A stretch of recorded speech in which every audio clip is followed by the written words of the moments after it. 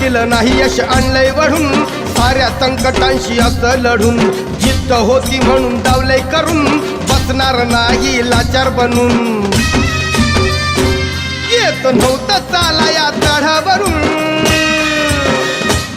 आता खुशाल चालणार गडावरून कुबड्यावाल्यांची नव्हती नुसतीच हुल कुबड्यावाल्यांची नव्हती नुसतीच हुल